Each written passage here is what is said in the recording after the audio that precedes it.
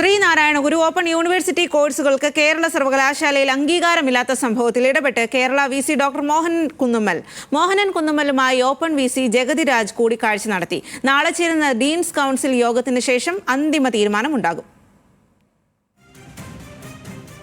തിരുവനന്തപുരത്ത് നിന്നും Hans John ആണ് വിവരങ്ങളുമായി ചേരുന്നത്. ഹാൻസ്, ഇതിൽ എങ്ങനെയാണ് തീരുമാനമുണ്ടാകുക? നാളത്തെ യോഗത്തിൽ എന്തെല്ലാം കാര്യങ്ങളാകും ചർച്ചയാകുക? സ്വാതി, ഈ വിഷയവുമായി ബന്ധപ്പെട്ട് വളരെ നിർണായക നീക്കമാണ് കേരള സർവകലാശാല വൈസ് ചാൻസലറായിട്ടുള്ള ഡോക്ടർ മോഹനൻ കുന്നുമ്മലിൻ്റെ ഭാഗത്തു നിന്നുണ്ടായിട്ടുള്ളത്.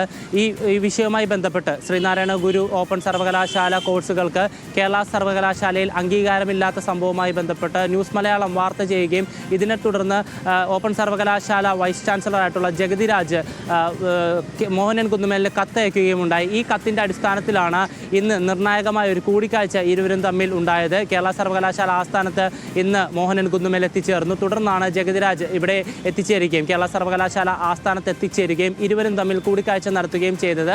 ഇതിൻ്റെ അടിസ്ഥാനത്തിലാണ് ഇപ്പോൾ നാളെ ഡീൻസ് കൗൺസിൽ യോഗം വിളിച്ചു ചേർക്കാനുള്ളൊരു തീരുമാനത്തിലേക്ക് മോഹനൻ കുന്നുമ്മൽ കടന്നിരിക്കുന്നത്. നാളെ രാവിലെ 10:30-ക്കാണ് ഈ യോഗം. സർവകലാശാല ആസ്ഥാനത്ത് വെച്ച് ചേരുന്ന യോഗം അധ്യക്ഷത വഹിക്കുന്നത് വൈസ് ചാൻസലറായിട്ടുള്ള മോഹനൻ കുന്നുമ്മലാണ്.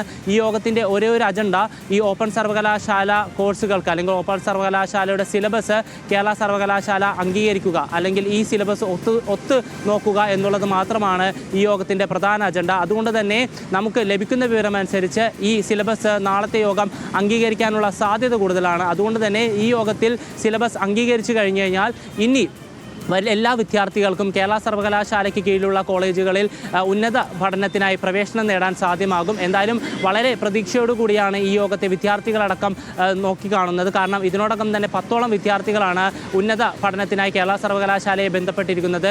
ഇവർക്ക് എലിജിബിലിറ്റി സർട്ടിഫിക്കറ്റ് കിട്ടണമെങ്കിൽ നാളത്തെ ഡീൻസ് കൗൺസിൽ യോഗം ഈ സിലബസ് അംഗീകരിക്കേണ്ടതുണ്ട്. എന്തായാലും നാളെ രാവിലെ 10:30-ക്ക് എന്തായാലും യോഗം ചേരുമെന്നാണ് ഇപ്പോൾ ലഭിക്കുന്ന വിവരം. സ്വാതി.